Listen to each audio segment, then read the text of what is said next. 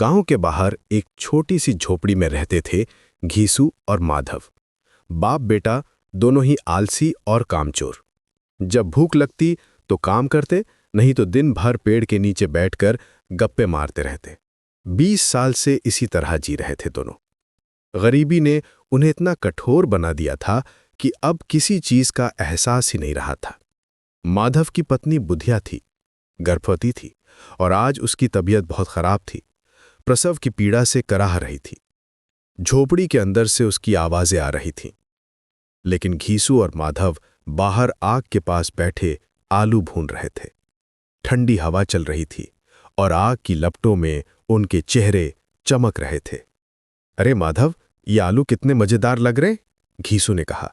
कल ठाकुर साहब के खेत से मिले थे। माधव ने आलू को उलट पुलट कर देखा।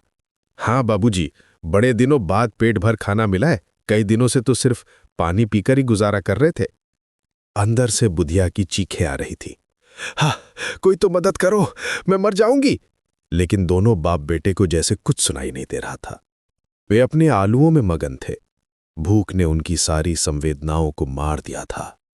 देखो माधव, घीसू ने फिर कहा, औरतों का यही काम है, बच्चे पैदा करना। हमारा क्या काम, हम तो मर्द हैं। माधव ने सिर हिलाया। सही कह रहे हो बाबूजी, वैसे भी दाई को बुलाने के लिए पैसे कहाँ हैं। भगवान का भरोसा है, जो होना है वो हो जाएगा। रात गहरी होती गई। आलू खत्म हो गए। दोनों ने पेट भरकर खाया था। महीनों बाद उनका पेट भरा था। अब वे आग के पास लेटकर बातें कर रहे थे। आसमान में तारे चमक रहे थे और गांव में सन्नाटा था। अगर बुधिया मर गई तो? माधव ने अचानक पूछा। घीसू ने कंधे उचकाए। तो हो क्या, एक बोझ कम हो जाएगा। फिर तू दूसरी शादी कर लेना, कम से कम वो तो काम करने वाली लाना।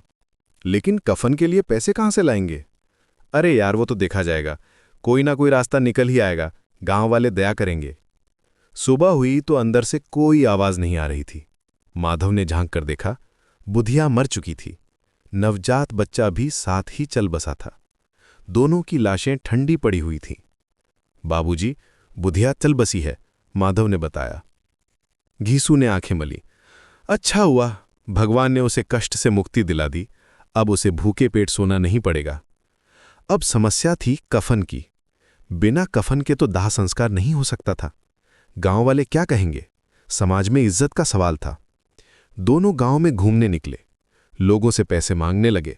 हर घर के दरवाजे पर जाकर दुखी चेहरा बनाकर खड़े हो जाते। भाई साहब, बुधिया चल बसी है, कफन के लिए कुछ पैसे दे दो, घीसू ने एक व्यापारी से कहा। व्यापारी ने दया दिखाई। ये लो 2 रुपए, भगवान उसकी आत्मा को शांति दे। इसी तरह गांव भर में घूमकर उन्होंने 5 रुपए इकट्ठे कर लिए। उस जमाने में ये अच्छी रकम थी। कई महीनों का खर्च निकल सकता था इससे। चलो माधव, कफन लेने चलते हैं, घीसू ने कहा। लेकिन बाजार पहुंचकर उनकी नजर शराब की दुकान पर पड़ी। दोनों के मुंह में पानी आ गया। सालों से शराब नहीं पी थी। बाबूजी, बड़े दिनों से शराब नहीं पी है, आज मन कर रहा है। हाँ यार, और आज तो बुधिया का गम भी है, थोड़ी सी पी लेते हैं, उसकी आत्मा को शांति मिलेगी। वे शराब की दुकान में घुस गए। एक बोतल मंगवाई, फिर कुछ खाने का सामान भी लिया, पूड़ी, कचौड़ी और मिठाई। अरे भाई, आज तो जमकर पीते हैं, घीसू ने कहा। बुधिया की आत्मा को शांति मिलेगी, वो भी चाहती होगी कि हम खुश रहें। माधव भी नशे में धुत हो गया। हाँ बाबूजी, वो तो स्वर्ग चली गई, अब उसे कफन की क्या जरूरत, वहां तो सोने के कपड़े मिलते हैं। दोनों ने सारे पैसे शराब और खाने में उड़ा दिए।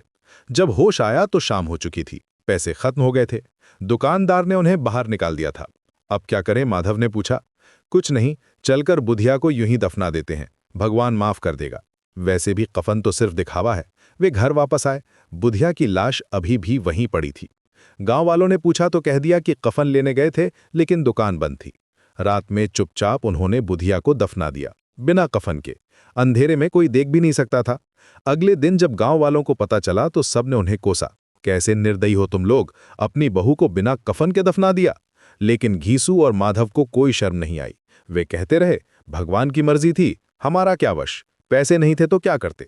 प्रेमचंद जी ने इस कहानी के जरिए दिखाया है कि गरीबी इंसान को कितना संवेदनहीन बना देती है।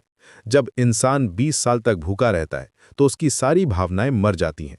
लेकिन सवाल यह है कि क्या घीसू और माधव उन 18 रुपए की शराब पीते या बुधिया के लिए कफन खरीदते।